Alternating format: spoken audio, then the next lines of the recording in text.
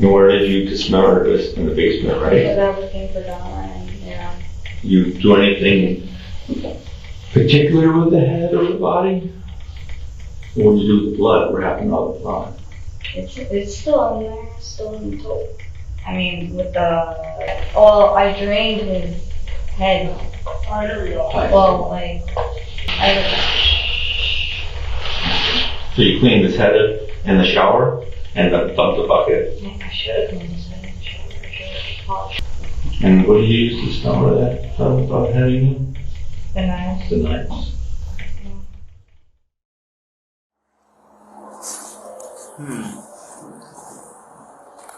Hey, who did that?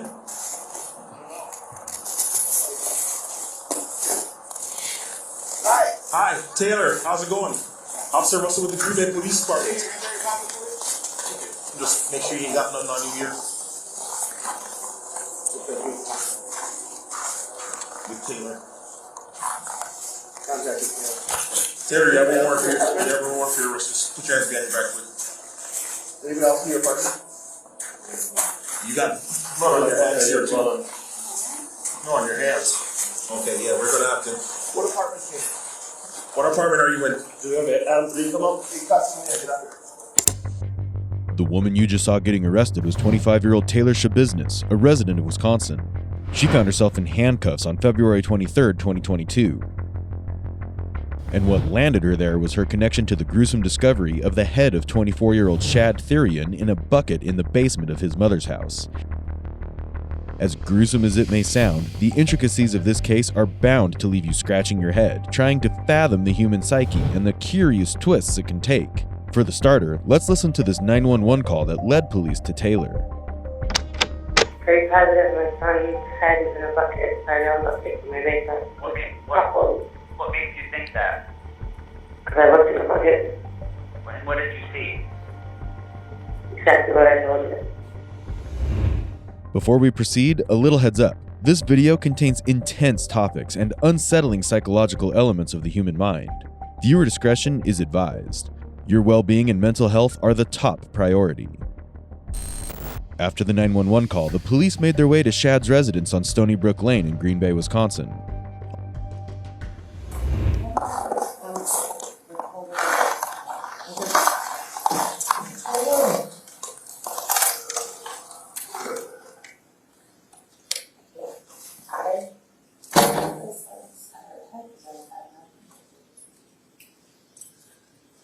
Okay.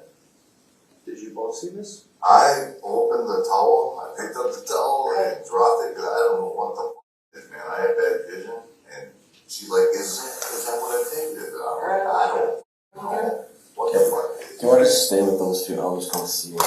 Yeah. Where's it at? So right there, This look right, there's a bucket where it's taller. Just keep that.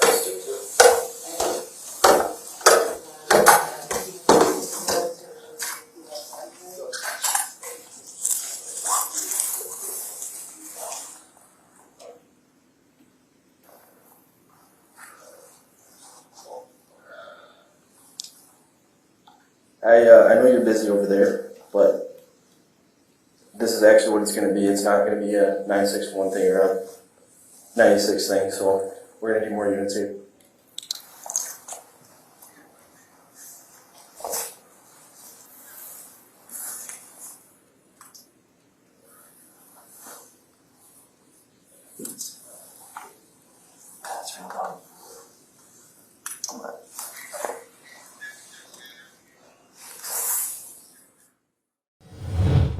On February 21, 2022, Shad and Taylor were last spotted together at Shad's mother's apartment in Green Bay.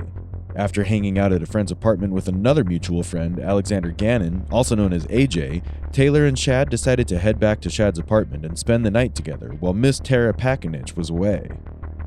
Once she returned, Miss Pakinich was looking for Shad, and that's when she found the bucket in her basement. Based on her reports, Taylor was arrested. I hate this office. Never in my life. I'd rather be fucking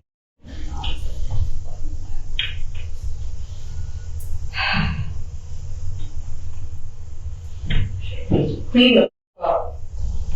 What are you doing? After being charged for something as disturbing as beheading and dismembering her 24-year-old ex-boyfriend, here is Taylor sitting in the interrogation room, complaining about the lack of cleanliness of the place and her uniform while looking right at the camera. There is not a hint of remorse or fear on her face. It's perplexing whether this was her sheer audacity and arrogance after committing a crime of that extent, or could it have been a case of some mental health concern that blinded her from differentiating right from wrong? You have the right to remain silent. Anything you say can and will be used against you in a court of law. You have the right to consult with a lawyer before questioning, to have a lawyer present with you during questioning, and if you cannot afford to hire a lawyer, one will kindly represent you at public expense before or during any questioning if you do wish. And if you decide to answer questions now without a lawyer present, you have the right to stop the questioning and remain silent at any time you wish, including during questioning. Do you understand each of these rights? Yes. Yes. Realizing that you have these rights, are you now willing to answer questions or make a statement? Yes. All right. Well, a few hours ago, police were dispatched to an address on Stony Brook, the parents' house, Shad area. Do you know Shad? And how do you know Shad? He's my ex. Your ex-boyfriend? Yeah. Okay. Well, they found a kind of disturbing stuff at the house there. Oh, really? Yeah. Yeah. A lot of blood. Basically Shad's head. Yeah. In the interrogation room setup, Taylor's isolated placement appears strategic, potentially to make her feel less in control. Despite her upright posture and calm voice, there's an unmistakable stiffness suggesting underlying anxiety. Taylor's consistent gesture of placing her fingers on her chin may be a defensive measure, indicating a subconscious effort to guard her words or emotions, possibly concealing nervousness during questioning. The position of the detectives is also calculated. It is not random at all. They are aiming to balance between engagement and observation at the same time. They are trying to create an atmosphere where they can get information out of Taylor while keeping an eye on her reactions. It's all about setting the right power dynamics in the room. And then, so we know you were there at one point. Yeah. With Shad. Yeah. But we also know you left. Now that van, is that your van? No, that's my neighbor's. Your neighbor's van. Oh, the guy I was staying at? Okay. So, where did you go? Which place where did the police get you? Was that on East Minden? Is that correct? Yeah. Is that where you live? Yeah. Okay. Is that your apartment? No. No. Whose apartment is it? That man. And who is that man? Scott Thomas. Scott? Thomas. Okay. So, that's his van? Yes. Okay. And so, did you leave from Shad's house and go to Scott's house sometime today? Yeah. Okay. Well, they found part of Shad at his house, his mom's house. Found his head. Where's the rest of his body? It's there, inside his house. It is in the house? Inside his house. Okay. Can you tell me what happened? It's a good question, because I blacked out during that time. As the interrogation begins, Detective David Graff of the Wisconsin Police Department wastes no time and straight away informs Taylor about the head that the police had found in the bucket. He asks Taylor if she knows where the rest of Shad's body is, hoping she will confess to this gruesome crime. Now, what is really striking here isn't just her admission of the murder, but the fact that she doesn't even hesitate. When the detective asks about the location where the rest of Shad's body can be found, she comes clean right away, saying it's still in the house. This straight away reflects on the distorted psyche of Taylor. However, there is more to unveil. Was it just you and Shad found in the basement? Yeah. When do you think you went to Shad's house? I was with, like, 2 days ago. Okay. Did you stay there the whole time? Mm-hmm. You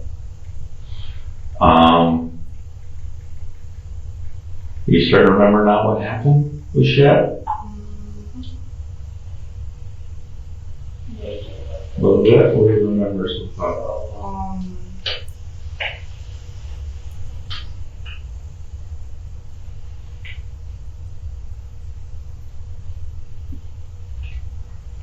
I don't know, there's this chain thing, right? And then, yeah, like I was playing around with it. Okay. And like we were smoking the bitch, right? Okay. And then, I'm terrible at explaining things, so, let's see here. And then, here comes the chain, right? And then you put it around his neck. Well, we were like playing around and shit, and then I don't know. So you were smoking a bitch. What would that be? Ice. Ice. After observing Taylor's direct approach to the interrogation and giving away information voluntarily, Detective Graff takes a step ahead and asks for more detailed information. The graphic information about Shad's strangulation during intimacy and Taylor's admission is deeply disturbing.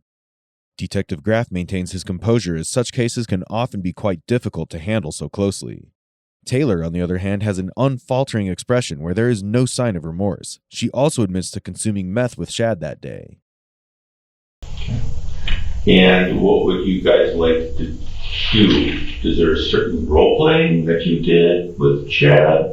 Or was it just some sort of strangulation? How would you guys do your, basically have sex?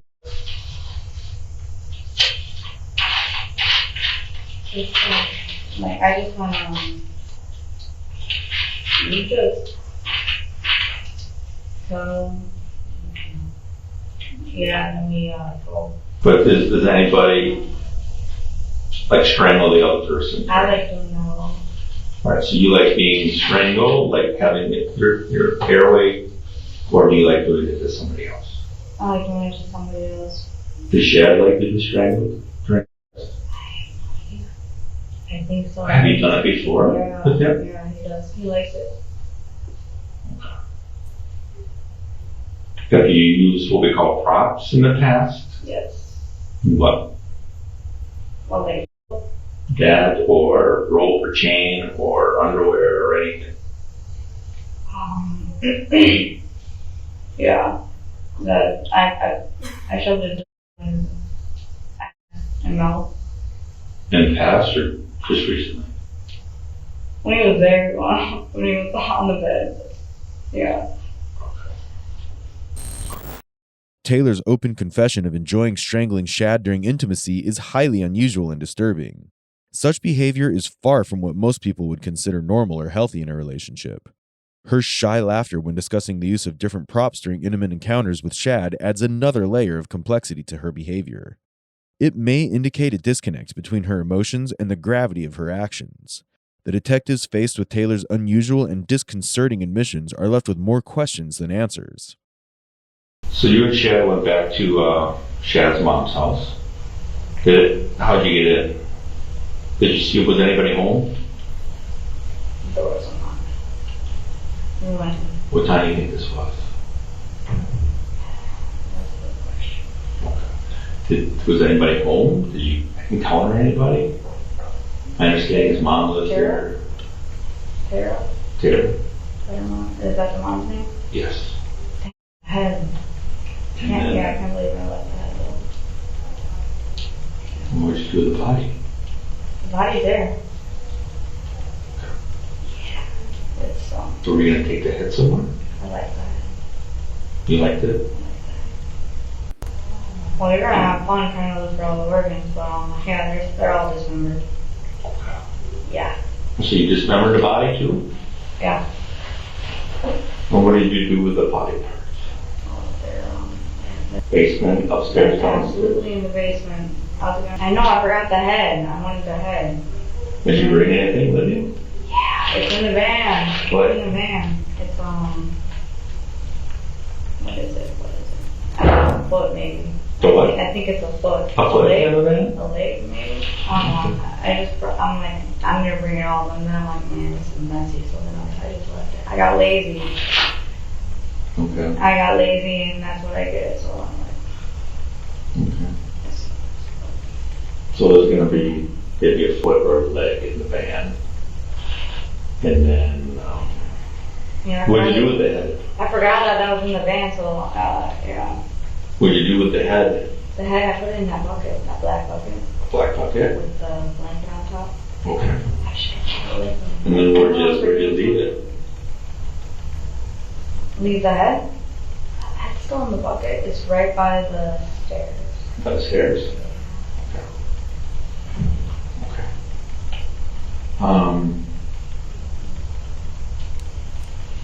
How did you dismember his body? Nice. With what? Knives. Knives? Just more than one knife? Where'd you get those from? Kitchen. They weren't sharp? No. It was alright. Bread knife works good. Bread knife? A bread knife works good, yeah. Really? I had to use what I used, so like, yeah. I got lazy last night, so Where would these knives be now? they're in with all the organs and all the body parts.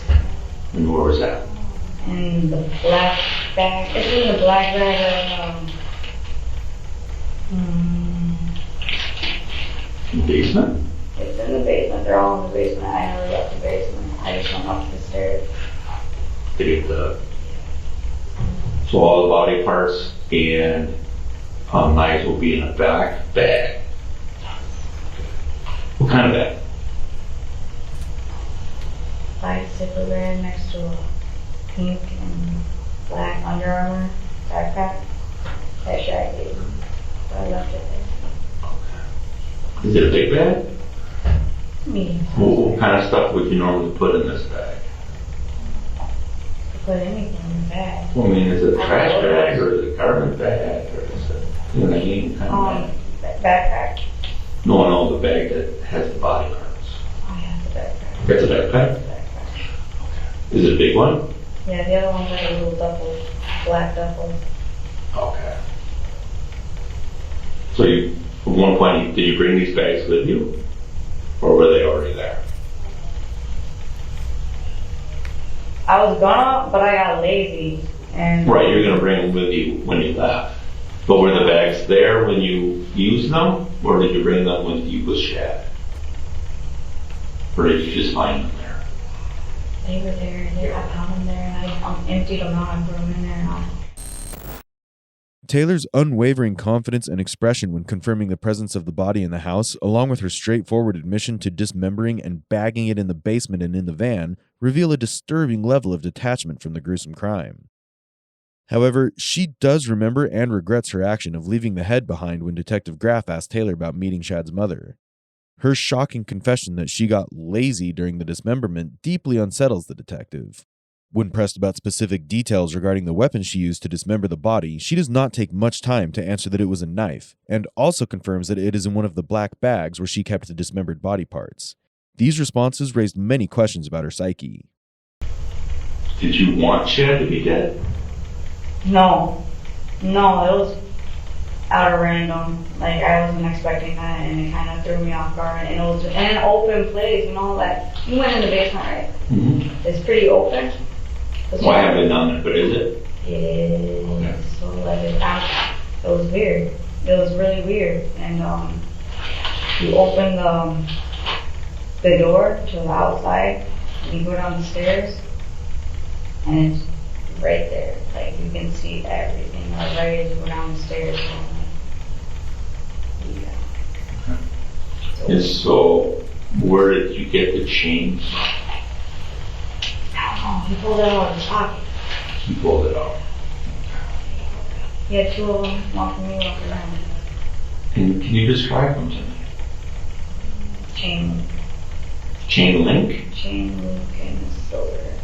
Silver? Okay. And what size? Was it like a dog chain or a large lock type of chain? You They're know what like I'm saying? this big. So silver chains. Yes. And he had two of them. And what'd you guys do with them? We put them around their necks. You did. Okay. And then what were you doing while they were around their necks? I was strangling them. You were strangling them. I was having fun with them, and then Was their clothes on or off? he had his shorts on. He had shorts on. How about you? I don't know. I didn't really care at the time. But, Did he ever put the chain around you? Was the chain ever around your neck? I put it around my Do you have any marks or anything? He didn't get the chance to strangle me. Yeah, just he didn't get a chance to strangle you? Was that he was going to though? Or was that part of the? Yeah, I thought that was the thing, and then like I don't know, I just went a little crazy. Okay. So when did you realize that Shad was not alive anymore?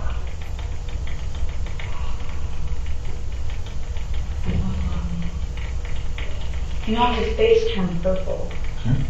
He was coughing off blood, and he was pissing. He was pissing himself. His face was all purple. I still didn't stop. I don't know what's going on. I don't know what's blood, and then So his blood was coming out of his I kept on mouth? feeling his heartbeat. Hearing his heartbeat. I'm sorry? Hearing his heartbeat start. Okay. Did you hear it stop? No. Heartbeat. No. Okay. So, I'm gonna try to do that. did you figure he was dead then? Yeah. And what did you do? Played with him a little bit. As we've just seen, Taylor's admission of the unplanned nature of Shad's murder adds an element of unpredictability to the crime, raising questions about impulse control and sudden violence escalation.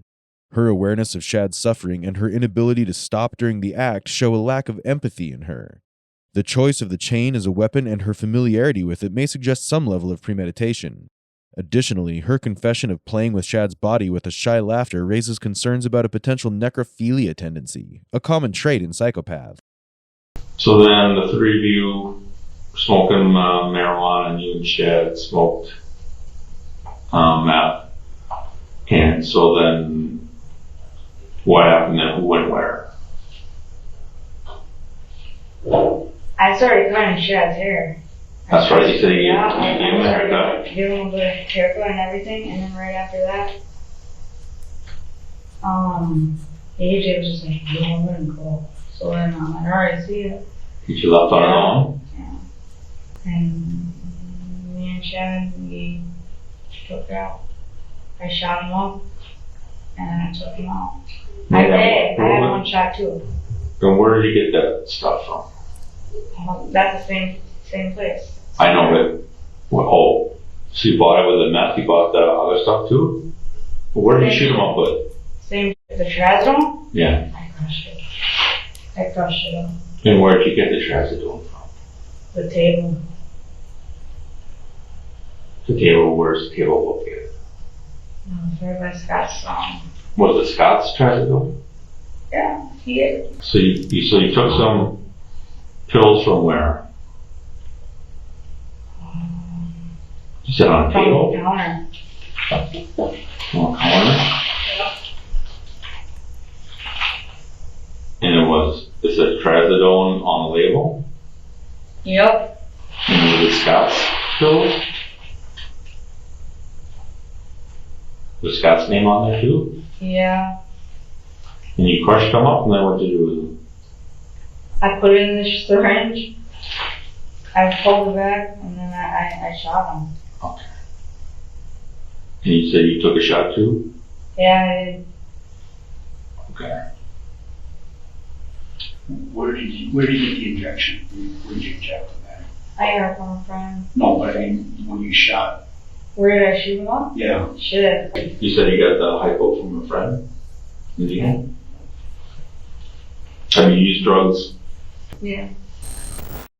Taylor's admission that she and Shad had not only consumed marijuana and meth, but had also stolen prescription trazodone from her friend's drawer and injected it is concerning. This suggests a pattern of substance abuse and illegal activities, raising questions about her judgment and decision-making. Moreover, substance abuse generally stems from early exposure to addictive substances, peer pressure, and even mental disorder, so it was important for the detective to understand how significant the substance abuse angle was for this case. I'm like, I accidentally fucked him on the fuck. Oh my god. And then, yeah, that's exactly what happened. All those movies. And you also said that you enjoyed it, right? And I enjoyed it. Oh, yeah. All right. What'd you enjoy about that?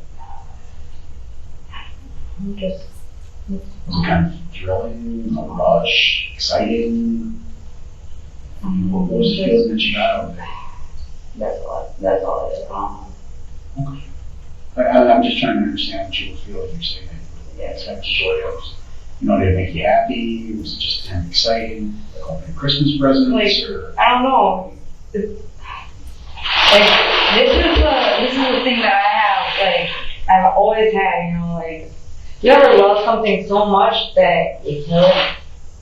Like, it happens to me. That's the feeling that I have. I love something so much that I kill it. Like, I love it so much, and then I kill it.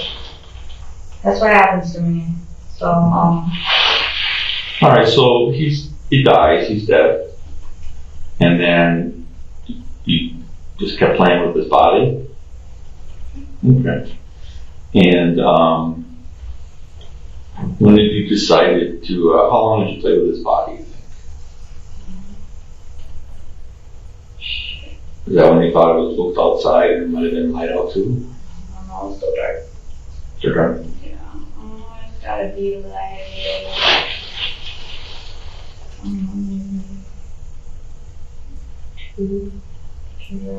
2-3 hours.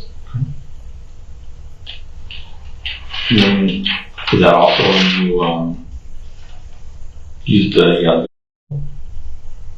Yeah. Yeah. Did you have sex with his body at all? At any point, or any type of contact? You know, obviously the stuff, but. I grinded on him, I put the in his ass. You grinded on? Yeah, I listened. Did you ever put his in your vagina? Or you just grind on him? Taylor's admission of enjoying violence suggests possible sadistic tendencies and raises questions about her psychological profile. Her consistent admission that she did not want to kill Shad also suggests lack of premeditation and impulsive behavior during the crime. This may indicate emotional dysregulation. Moreover, she utters a cryptic sentence about loving someone so much that you feel like killing them. This hints at a complex emotional state, potentially linked to a troubled relationship with the victim. The delayed dismemberment of the body, a few hours after taking Shad's life, further highlights the evolution of her psychological state during the crime. But when did you start, cutting up his body?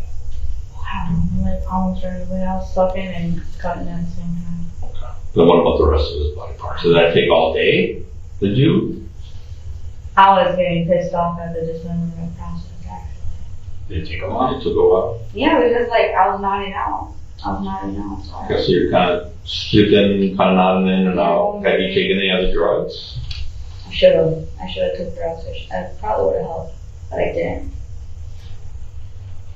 And I just sat there. Yeah. When Detective Graff asked Taylor about the possibility of drug consumption after the murder, Taylor's response is notable. She says she didn't consume drugs after the crime, but she expressed regret, indicating that she felt she should have. This suggests a desire for substances to cope with the aftermath, possibly as a means of escaping or numbing the emotional impact of her actions. I didn't mean for all this to happen, and I'm like, I felt like no one. Yeah, I'm sorry. That's what happened. No, it's feelings, kind of mom and sister and dad and family and more and more of being sorry, You killed them. Didn't mean for that to happen. You didn't mean to kill them? I But you didn't try to help them? No, I didn't. No. It works both ways. Like, I have no idea. Like, Right, you knew he was going to die, so. I mean, I didn't, but at the same time, I woke up like, that's bad. I didn't know what to do, cause like, he was gonna be like, ah, like, what, I don't know. You know what I mean? Cause like, I don't know. But you liked it? I liked it. I'm like, fuck, like, it was, like, I didn't know what to do, but like, oh, I liked it, so.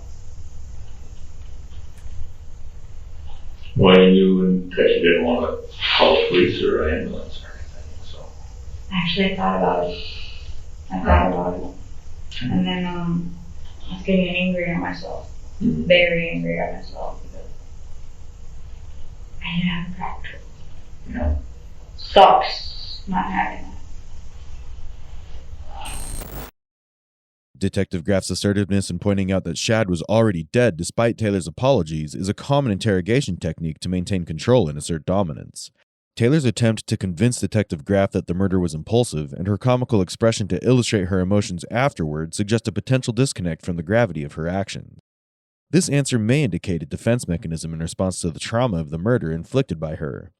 Detective Graff's query about why Taylor didn't call an ambulance or the police after realizing that Shad was dead is crucial. This question pushes Taylor to introspect more on her actions and to bring out some genuine remorse. Can you describe how you placed him before, because you said you cut his head off first, correct? Yeah. Can you describe where, was he laying on the bed? I pulled him, Okay. like, say this is the bed. Okay, so this is the top of the bed? Yeah. Okay. And, I pulled him, and then, his head was hanging off. So he was probably laying face up?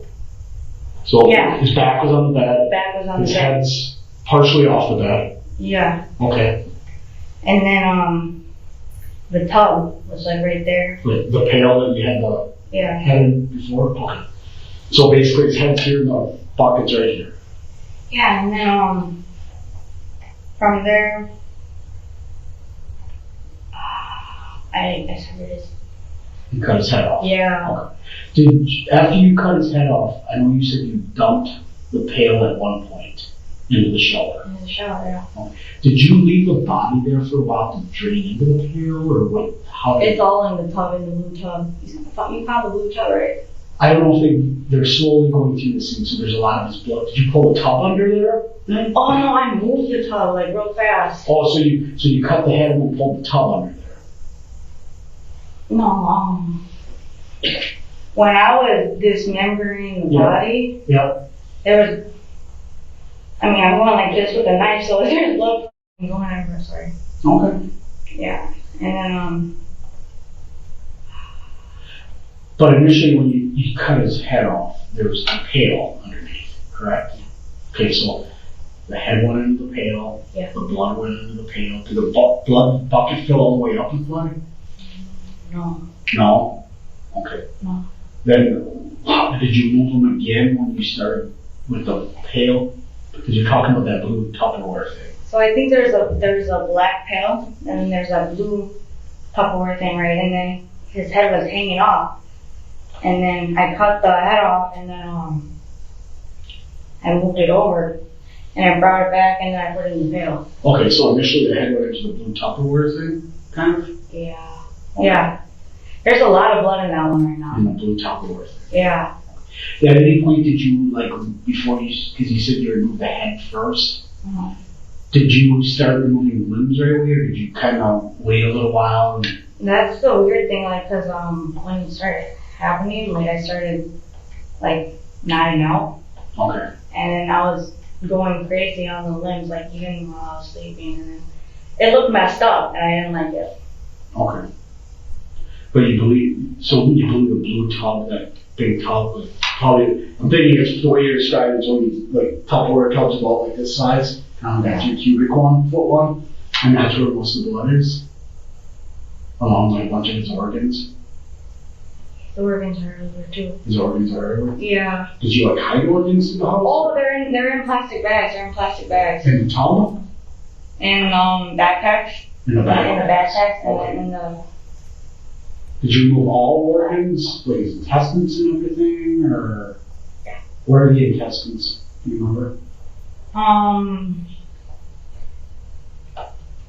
They're gonna be in a plastic bag. They're all in plastic bags They're gonna too. be in a plastic So that bag. blue tub is always just all blood, is what you, I thought you were saying. It should be like only like this much. Alright. Okay, we're just trying to clarify a couple things, we're just trying to make sense of something, Yeah. okay? Okay. Alright, I appreciate it, thank you. Alright. Taylor's casual and unemotional description of the gruesome details of how she cut off Shad's head suggests a significant desensitization to violence. This may stem from traumatic experiences that individuals encounter. Taylor does have a history which will be revealed soon in this video. Taylor seems somewhat proud of giving the police a hard time in her interrogation. This is potentially connected to the sadistic tendencies that she nurtures. On February 14, 2023, Quinn Jolly, Taylor's attorney, was in court with his client with an appeal to delay the date of her trial. Judge Thomas J. Walsh reluctantly made the decision to allow the defense the extension. Attorney Jolly justified that the defense expert needed more time to check out the case and testify about Taylor's competence. Interestingly, Taylor wasn't too thrilled about this change and ended up pointing the finger at her lawyer for the trial delay. Watch how she expressed her disappointment.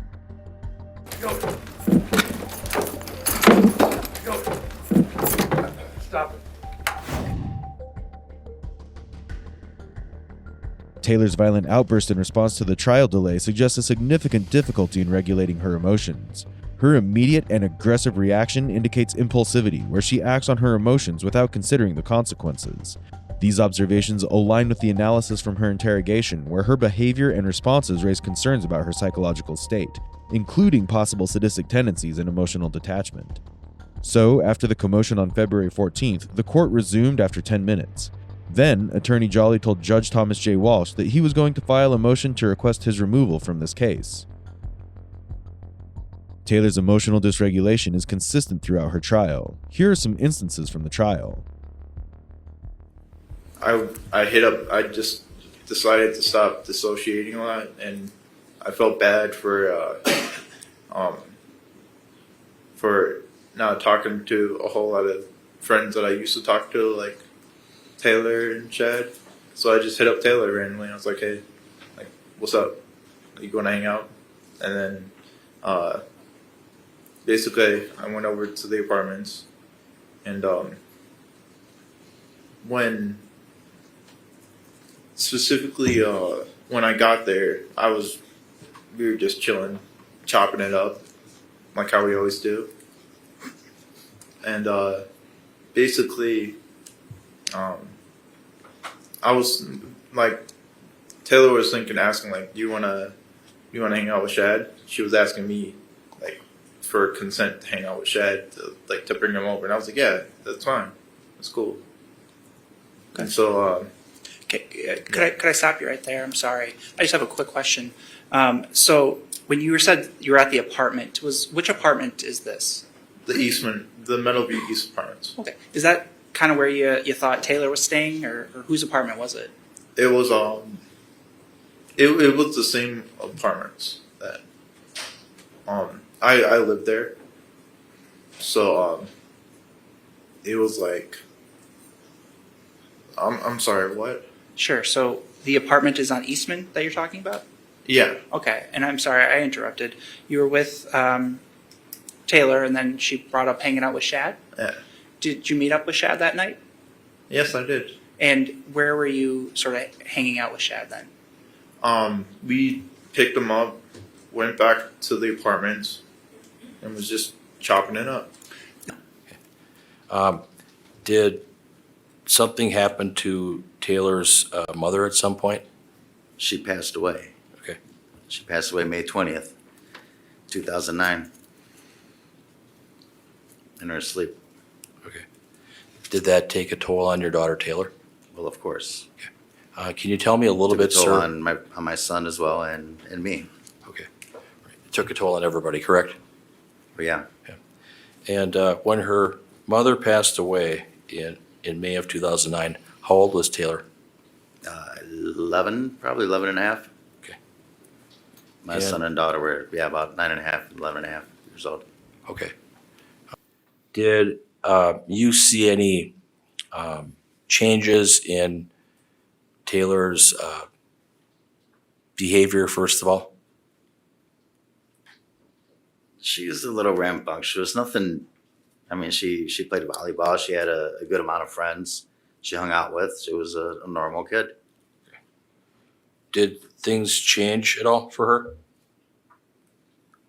I wouldn't say too much. She got in trouble a little bit at school, but I don't know, something with a band instrument. What happened with that? Oh, she just took somebody's band instrument And then returned it, but nothing major. although it's just kind of, in my opinion, sort of highly unusual that this picture, of the deceased would be presented to the jury when the doctor can easily testify about, the cause and manner of death. The picture isn't going to really add too much, in my opinion, but I totally respect the court's ruling. I just want to make sure I made all my arguments to the court. Sure. And I understand that. Photographs can be helpful to juries in understanding what witnesses are testifying to. For example, I think that argument could be made probably regarding every single photograph that's been entered into evidence, and that is, well, we can tell you what it looked like, and so you don't need to see a picture of it. Photos can be helpful. They can. And so I understand that argument. The doctor could just simply describe everything, but the question is this going to be helpful to the jury? None of her reactions appeared typical, almost as if she lives in a separate world within her own mind. Considering her family history, there are aspects that need to be delved into deeper. Both Taylor's father and husband were in prison at the time of Shad Therian's murder, each serving sentences for separate charges. Her father had been sentenced to 12 years for a child assault case since 2018, and he had also served a 30-day sentence for domestic abuse in 2017. Meanwhile, her husband was serving a 28-month sentence for distributing methamphetamine. This raises the possibility that Taylor was exposed to an unhealthy environment for all her life. Both her father and husband had criminal records and were involved in illegal activities. It's possible that Taylor's desensitization to violence is connected to these circumstances. The 4-day trial started on July 24, 2023. In the first part of Taylor Schabusiness' trial, she was found guilty on all charges. In the second part, where they checked if she had any mental problems when the crime happened, the jury decided unanimously that she didn't. Watch how her expression remains during the verdict. And my understanding is that the jury has reached a verdict. Is that correct? Yes. Right. If you would hand that to the bailiff then, please.